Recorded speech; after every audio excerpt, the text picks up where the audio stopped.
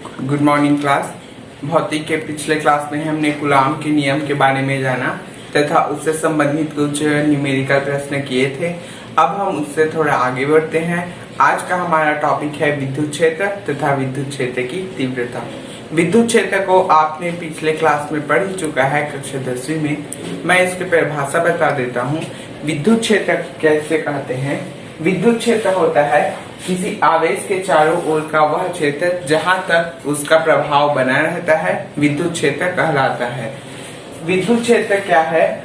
मान लीजिए ये कोई आवेश है है ना, तो इस आवेश के चारों ओर का वह क्षेत्र, इस आवेश के चारों ओर का क्षेत्र जहां तक इस आवेश का प्रभाव बना रहता है, विद्युत क्षेत्र कहलाता है। लिख लीजिए, किसी आवेश के चारों ओर का वह क्षेत्र जहां तक उसका प्रभाव बनाए रहता है क्या कहलाता है? विद्युत क्षेत्र कहलाता है। ओके। विद्युत क्षेत्र क्या होता है?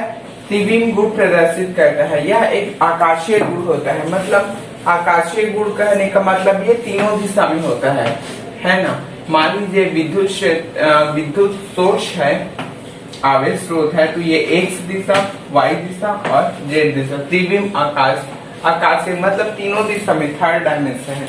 जैसे कि ये चौक है, ये अगर स्रोत, आवेश स्रोत है ना, तो विद्युत क्षेत्र क्या होगा? इसके चारों ओर होगा, है ना। ऊपर भी होगा उतना ही विद्युत क्षेत्र, नीचे भी और दाएं भी बाएं भी, है ना, सभी दिशा में इक्वल होगा। ठीक है। विद्युत क्षेत्र क्या कह सकते हैं? तो विद्युत क्षेत्र के अंदर हम कोई आवेश लाते हैं, कोई भी आवेश, मान लीजिए कम चार्ज का कोई आवेश लाते हैं, तो इस पर क्या होता है? ये आवेश के कारण इस पर एक बल लगेगा, है ना। तो हम कह सकते हैं विद्युत क्षेत्र के अंदर कोई भी आवेश लाने पर उस पर क्या है? कूलॉम्बिक बल क्या है? कूलॉम्बिक बल क्या है? प्रदर्शन करेगा, क्योंकि हम लोग को पता है आवेश के मध्य क्या होता है? बल कार्य करता है ना। तो ठीक है। तो जो लाया गया जो बल, जो चार्ज है, उस चार्ज को कहते हैं टेस्ट चार्ज। परीक्षण करने के लिए जो चार्ज विद्युत क्षेत्र के अंतर्गत लाया गया है उसे क्या कहेंगे? टेस्ट चार्ज, परीक्षण आवेश, है ना।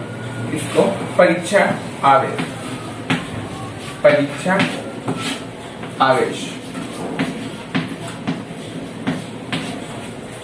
और ये जो मेन चार्ज है जिसके कारण क्या है, पूरा विद्युत क्षेत्र जो जनरेट हुआ है, जो विद्युत क्षेत्र यहाँ पे प्रदर्शित किया गया है जिस चार्ज के कारण, है ना, उसको कहते हैं आवेश स्रोत।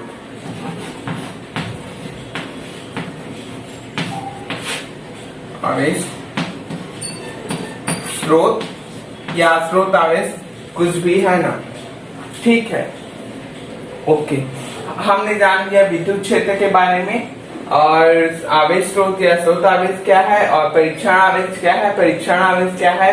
विद्युत आवेश स्रोत के प्रभाव को व्यक्त करने के लिए विद्युत क्षेत्र के अंतर्गत परीक्षण के लिए क्या है? एक आवेश नियुक्त किया जाता है जिसे परीक्षण आवेश कहते हैं। ठीक है।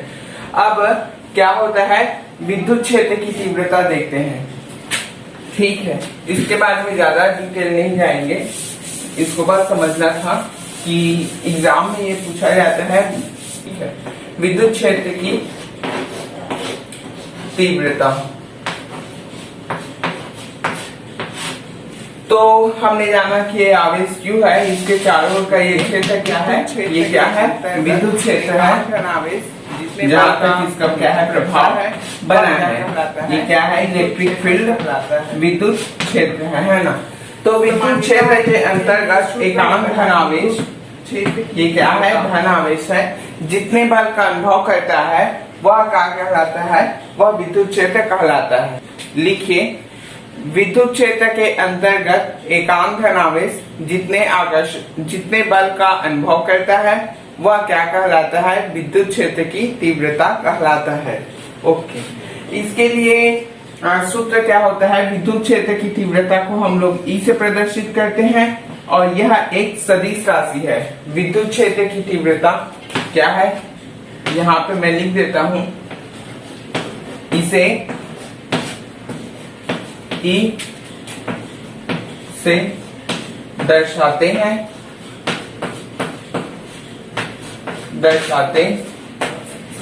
हैं यह एक सदिश राशि है।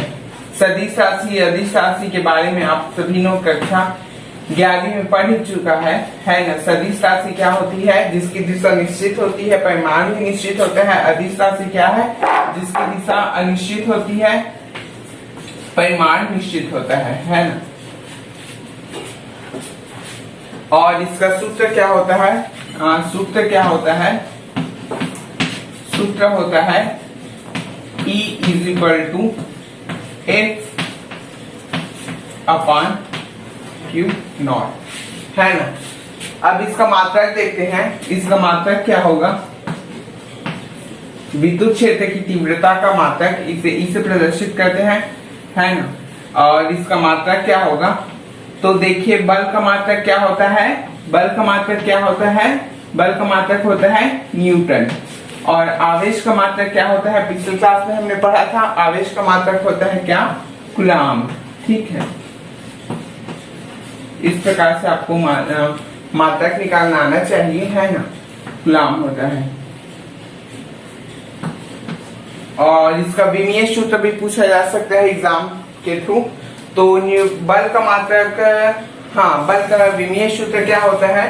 बल का विमीय सूत्र होता है, यहाँ पे मैं लिख देता हूं, विमीय सूत्र यहाँ पे लिख रहा हूं, दिख रहा है। विमीय सूत्र क्या होगा इसका? न्यूटन का विमीय सूत्र क्या होता है? बल का विमीय सूत्र क्या होता है? m(L)T-2। ये क्या है? कुछ का विमीय सूत्र आपको क्या है? याद रखना चाहिए, है ना। जैसे बल हो गया, कार्य हो गया, है ना, और डिस्प्लेसमेंट, डिस्टेंस, इन सभी का आपको विमीय सूत्र क्या है? जानना चाहिए, है ना। और कूलाम का, आवेश का विमीय सूत्र हम लोग कहाँ से निकालेंगे? आवेश का विमीय सूत्र निकालेंगे कक्षा 10वीं के क्लास में आपने पढ़ा है, धारा। धारा किसे बोलते हैं? आवेश प्रवाह की दर को क्या है? धारा बोलते हैं। तो धारा बराबर क्या होगा? धारा बराबर होगा आवेश बटा समय। तो हम लोग को आवेश का मान चाहिए, हम लोग विमीय सूत्र निकाल सकते हैं। मतलब सूत्र ये हो जाएगा आवेश का, ये हो जाएगा धारा गुणित समय। तो ये हो जाएगा धारा का लिए विमीय सूत्र एम्पियर है और समय के लिए टी है ना। और तो ये वाला मान हम लोग लिख लेते हैं यहाँ पे नीचे में।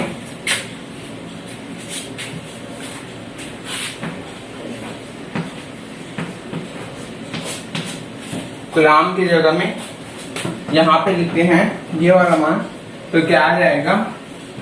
AT माइनस AT, है ना। AT आ जाएगा,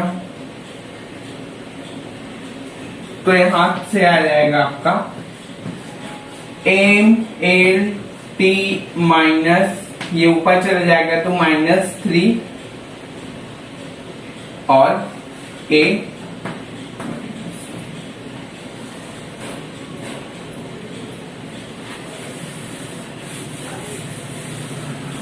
इसको मैं डायरेक्ट लिख देता हूँ।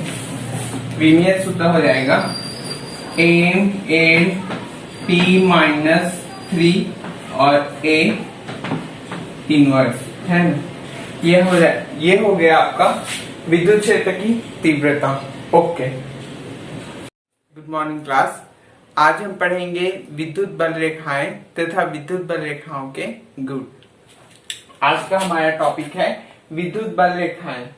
तो विद्युत क्षेत्र में खींचा गया वह काल्पनिक वक्र जिस पर एकांक धन आवेश स्वतंत्रता पूर्वक गमन कर सकता है, विद्युत बल रेखाएं कहलाता है।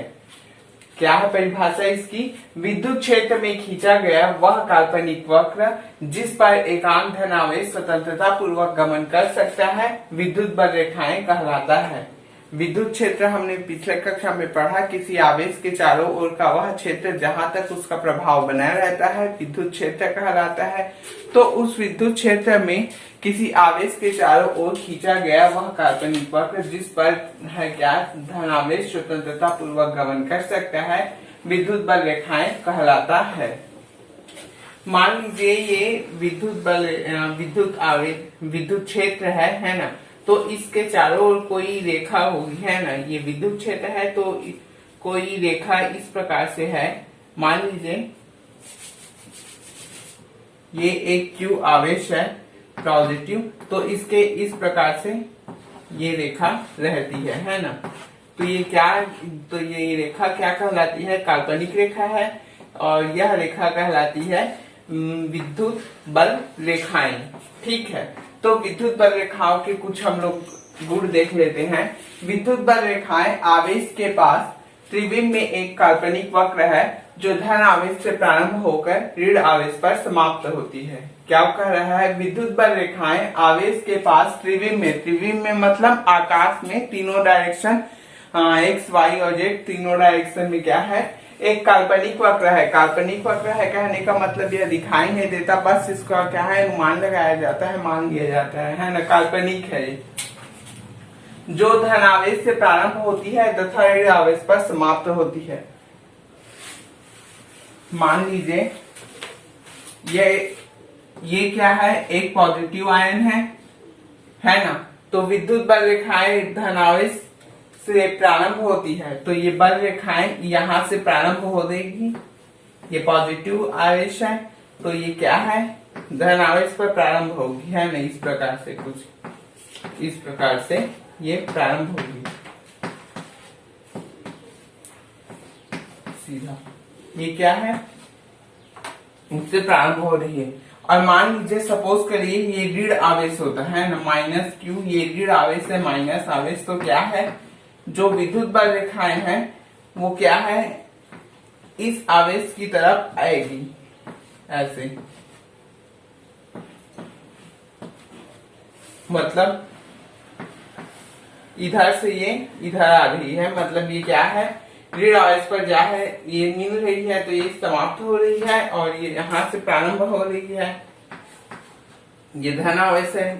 तो पहला बल रेखाओं के पहले गुण के पास क्या कहा गया है, जो धन आवेश से प्रारंभ होती है ये धन आवेश है, तो यहाँ से प्रारंभ हो रही है और कहाँ जाएगी अनंत पर नहीं जाती, ये कहाँ जाएगी माइनस आवेश जहाँ पे मिलेगा वहां पे जाके टर्मिनेट हो जाती है। तो मान लीजिए ये यहाँ आके ऋण आवेश पे आके ये क्या है समाप्त हो रही है, ये पॉजिटिव आयन पर से निकल रही है और ये नेगेटिव आयन पर क्या है टर्मिनेट हो रही है ना। पॉजिटिव आयन पे जनरेट हो रहा है और नेगेटिव आयन पे ये क्या है टर्मिनेट हो रहा है। तो ठीक है, पहला गुण हो गया कि विद्युत बल रेखाएं इस प्रकार, पहला गुण हो गया विद्युत बल रेखाएं आवेश के पास त्रिविम में एक काल्पनिक वक्र है जो धन आवेश से प्रारंभ होकर ऋण आवेश पर क्या है समाप्त होती है। अब देखेंगे दूसरा गुण, दूसरा गुण क्या है, विद्युत बल रेखाओं के किसी बिंदु पर खींची गई स्पर्श रेखा है ना, उस बिंदु पर परिणामी तीव्रता की दिशा को प्रदर्शित करती है।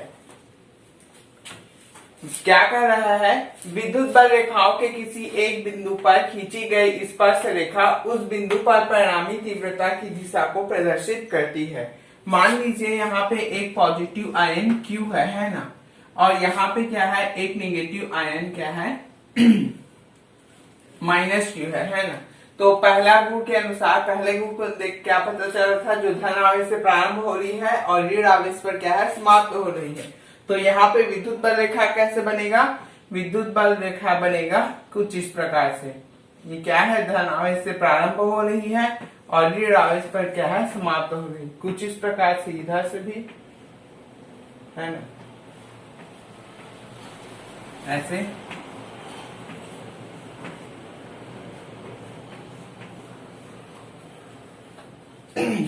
तो दूसरा गुण में देखिए, विद्युत बल रेखाएं खींची गई स्पर्श रेखा उस बिंदु पर परिणामी तीव्रता की दिशा को प्रदर्शित करती है। ये क्या है, ये विद्युत बल रेखा है ना, जिसकी तो इसके किसी एक बिंदु पर, मान लीजिए यहाँ पे बिंदु है, तो इस पर एक स्पर्श रेखा, स्पर्श रेखा मतलब उस पर स्पर्श करते हुए एक रेखा खींचते हैं, तो ये क्या बताएगा, इस बिंदु पर परिणामी तीव्रता की दिशा को प्रदर्शित करेगा। ठीक है, ओके। तीसरा गुण क्या है, दो विद्युत बल रेखाएं एक दूसरे को कभी नहीं काटती। क्या है ये मेन, ये बहुत आईएमपी है, इससे क्वेश्चन आता है। दो विद्युत बल रेखाएं एक दूसरे को कभी नहीं काटती, यदि काटेगी तो काटन बिंदु पर दो स्पर्श रेखाएं खींची जा सकती है, जिससे एक ही बिंदु पर बल की दो दिशाएं प्राप्त होगी, जो कि क्या है, असंभव है। इसको समझ लेते हैं। क्या कह रहा है, विद्युत बल रेखाएं एक दूसरे को कभी नहीं काटती। अगर काटेंगी तो क्या है, काटन बिंदु पर मान लीजिए अगर काट रही है, ये ऐसे करके काट रही है, तो ये काटन बिंदु पर क्या है, दो स्पर्श रेखा खींचा जा सकता है, इसको एक इस तरफ से और एक इस दिशा में, है ना, दोनों डायरेक्शन में। तो क्या है, एक ही बिंदु पर बल की क्या है, दो दिशा, एक इस दिशा में और एक इस दिशा में।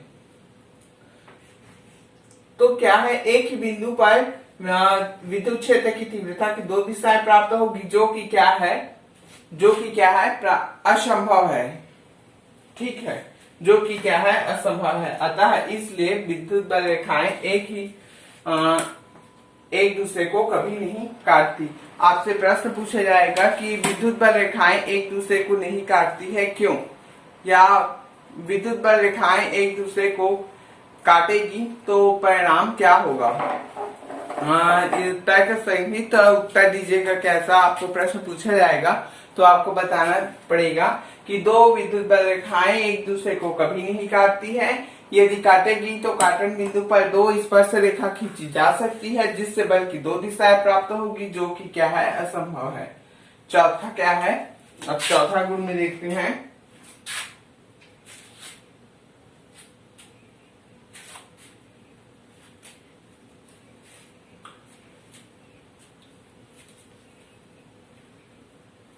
सॉरी, यहाँ पे बल लिखा गया है, वो बल नहीं, वो क्षेत्र है, ये क्षेत्र है। ठीक है, क्षेत्र, ओके। विद्युत बल रेखाएं चालक के सतह के लंबवत निकलती है तथा समाप्त होती है। मान लीजिए ये कोई चालक है, ये एक चालक है ए, तो इसके सतह के लंबवत क्या है, ये निकल रही है, और इसी सतह के लंबवत क्या है, ये समाप्त भी होती है। ठीक है, तो चौथा गुण क्या है, विद्युत बल रेखाएं चालक के सतह के लंबवत निकलती है तथा चालक के सतह के लंबवत ही क्या है, वो समाप्त होती है। पांचवा गुण क्या है, विद्युत बल रेखाएं चालक से होकर नहीं गुजरती, अतः किसी चालक के अंदर विद्युत क्षेत्र की तीव्रताएं शून्य होती है। ये भी प्रश्न पूछा जाता है ऑब्जेक्टिव टाइप में, किसी चालक के अंदर विद्युत क्षेत्र की तीव्रता कैसी होती है या खाली स्थान होती है, तो आपको लिखना है किसी चालक के अंदर क्या है, विद्युत क्षेत्र की तीव्रता क्या होती है, शून्य होती है। छठवा क्या है, विद्युत बल रेखाएं लंबाई के लंबवत एक दूसरे से दूर हटने का प्रयास करती है, यही कारण है कि सजातीय आवेशों में प्रतिकर्षण होता है। क्या कह रहा है, विद्युत बल रेखाएं लंबाई के लंबवत एक दूसरे से दूर हटने का प्रयास करती है, यही कारण है कि सजातीय आवेशों में प्रतिकर्षण होता है। इसको चित्र द्वारा समझते हैं। मान लीजिए ये क्या है, पॉजिटिव आयन है, पॉजिटिव आयन है, तो इसमें बल रेखा किस प्रकार से होगा, कुछ इस प्रकार से, कुछ इस प्रकार से। पुस्तक में आपका अच्छा से चित्र दिया है, आप पुस्तक को रिफर करिए, पुस्तक को देखिए, बुक को, है ना, कुछ इस प्रकार से हम लोग को मिलेगा बल रेखाएं, है ना। तो ये देखिए, ये बल रेखा की ये लंबाई है, तो जैसे जैसे लंबाई, विद्युत बल रेखा की लंबाई क्या है, बढ़ रही है ना, तो ये एक दूसरे से दूर हटने का प्रयास कर रही है ना। तो यहाँ कहा गया है कि विद्युत बल रेखाएं लंबाई के लंबवत एक दूसरे से क्या है, दूर हटने का प्रयास करती है। यही कारण है कि सजातीय आवेशों में क्या है, प्रतिकर्षण होता है। ठीक है, और जस्ट इसके अपोजिट एक 7वां नंबर का और भी लिख सकते हैं। क्या होता है, विद्युत बल रेखाएं खींची हुई डोरी की भांति है ना, लचकदार डोरी जैसे रबर होता है, रबर को खींचते हैं तो वो क्या है, वापस अपनी पुनः स्थिति में आ जाता है। तो विद्युत बल रेखाएं खींची तनी हुई डोरी की भांति लंबाई के लचकदार तनी हुई डोरी की भांति लंबाई के लंबवत सिकुड़ने का क्या है, प्रयास करती है। मतलब रस्सी को आपने देखा ही होगा सॉरी, रस्सी जो होता है उसको रबर है ना, रबर होता है, उसको खींचते हैं तो वो क्या है, आप सेम पोजीशन में आना पड़ता है उसको, है ना, प्रत्यास्थता का, तो क्या है, सिकुड़ के वापस आ जाती है। ठीक उसी प्रकार विजातीय आवेश में भी होता है। विजातीय आवेश में क्या है, प्रतिकर्षण की घटना, विजातीय आवेशों में आकर्षण की घटना होती है। और एक इसमें गुण बना सकते हैं क्या 8वां करिए।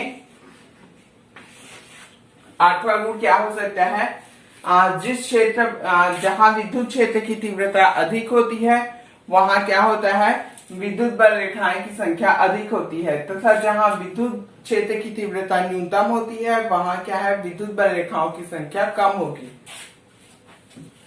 माने जिस क्षेत्र में विद्युत बल रेखा जिस क्षेत्र में की तीव्रता अधिक है, या जो अधिक विद्युत क्षेत्रीय, जहां विद्युत क्षेत्र की तीव्रता अधिक है, जहां विद्युत क्षेत्र की तीव्रता अधिक है वहां विद्युत बल रेखाएं सघन होगी, तथा जहां विद्युत बल रेखाओं की संख्या विरल है वहां विद्युत क्षेत्र की तीव्रता क्या होगी, कम होगी। ठीक है, अब हम लोग अपने नेक्स्ट टॉपिक पे चलते हैं। ओके, मैं इसको मिटा देता हूं।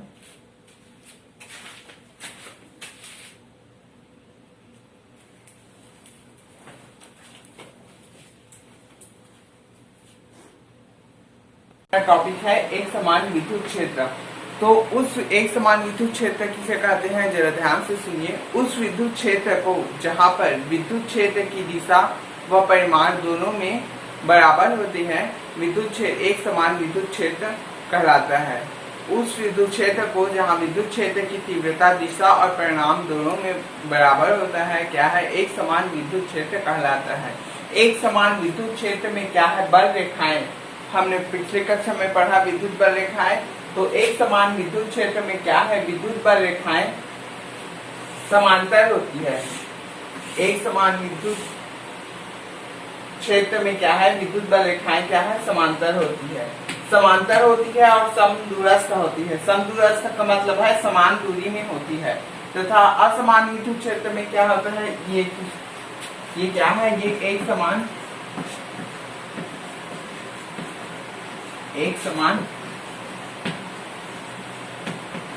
विद्युत क्षेत्र। यहाँ से ऑब्जेक्टिव क्वेश्चन भी आता है। क्या आता है, एक समान विद्युत क्षेत्र में विद्युत बल रेखाएं खाली स्थान होती है ना। तो क्या लिखना है, एक समान विद्युत क्षेत्र में विद्युत बल रेखाएं एक दूसरे के समांतर, ये समांतर है, तथा समदूरस्थ होती है। समदूरस्थ मतलब समान दूरियों में विभाजित होती है। ठीक है, तथा यदि यह समांतर नहीं है, मान लीजिए ऐसे है, कोई एक विद्युत बल रेखा ऐसे है ना, और एक यहाँ पे है ना, सपोज करिए, तो ये क्या है, ये समांतर नहीं है तथा समदूरस्थ भी नहीं है, तो ये क्या है, असमान विद्युत क्षेत्र होगा। ये क्या है, ये असमान विद्युत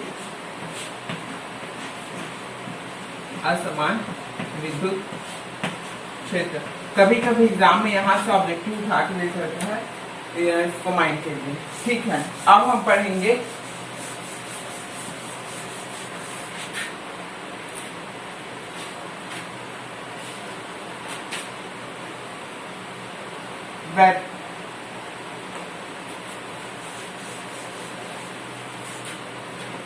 अब हम पढ़ेंगे वैद्युत द्विध्रुव। वैद्युत द्विध्रुव। वैद्युत द्विध्रुव क्या होता है, यदि दो विजातीय आवेश है ना, यदि दो विजातीय आवेश एक दूसरे से अत्यंत अल्प दूरी पर स्थित हो तो क्या कहलाते हैं? वैद्युत द्विध्रुव कहलाते हैं। यदि दो बराबर और विजातीय आवेश एक दूसरे से बहुत कम दूरी पर हो, अत्यंत अल्प दूरी पर हो, तो क्या कहलाता है? वैद्युत द्विध्रुव कहलाता है। मान लीजिए ये -q एक आवेश है और इसके और +q एक आवेश है ना। मान लीजिए -q एक आवेश है तथा +q एक आवेश है, दोनों के बीच की दूरी अत्यंत अल्प 2l है, तो ये क्या कहलाएगा? ए भी क्या कहलाएगा? एक वैद्युत द्विध्रुव कहलाता है। परिभाषा में लिखिए, यदि दो बराबर और विजातीय आवेश एक दूसरे के से अत्यंत अल्प दूरी पर स्थित हो तो क्या कहलाता है? वैद्युत द्विध्रुव कहलाता है। ठीक है, अब इसके आगे हम लोग पढ़ते हैं वैद्युत द्विध्रुव आघूर्ण क्या है ना। वैद्युत द्विध्रुव आघूर्ण,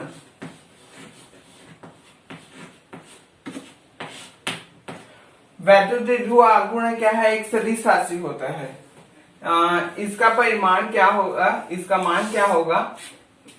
तो द्विध्रुव आघूर्ण के द्विध्रुव आघूर्ण क्या है? अभी हम लोग वैद्युत द्विध्रुव या वैद्युत द्विध्रुव है ना, वैद्युत द्विध्रुव के कोई आवेश, मान लीजिए एक वैद्युत द्विध्रुव ए भी है, इसको बना लेता हूं मैं चित्र।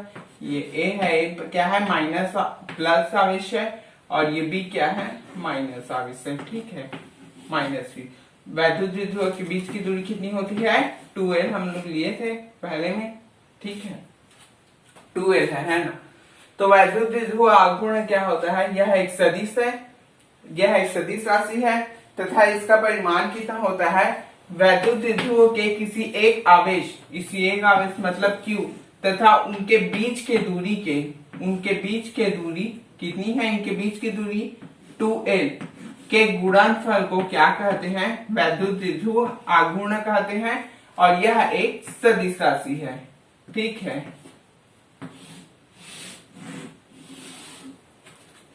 वैद्युत द्विध्रुव आघूर्ण क्या है? एक सदिश राशि है तथा इसका मात्रक क्या होता है? इसका मात्रक क्या होगा? मात्रक निकालना आपको पता है, कैसे निकालते हैं? मात्रक में क्या है? आवेश का मात्रक क्या होता है? आवेश का मात्रक होता है कूलाम और लंबाई 2l क्या है? लंबाई है, तो लंबाई का मात्रक क्या होता है? मीटर, तो कूलाम मीटर इसका मात्रक हो जाएगा। कौन सा मात्रक होगा ये? एसआई मात्रक। ठीक है, एसआई मात्रक। और इसका विमीय सूत्र निकालना भी आपको आता है। विमीय सूत्र निकालेंगे तो क्या होगा इसका विमीय सूत्र? विमीय सूत्र कूलाम का विमीय सूत्र क्या होता है? आवेश कूलाम का विमीय सूत्र, आवेश का विमीय सूत्र हम लोग पढ़े थे।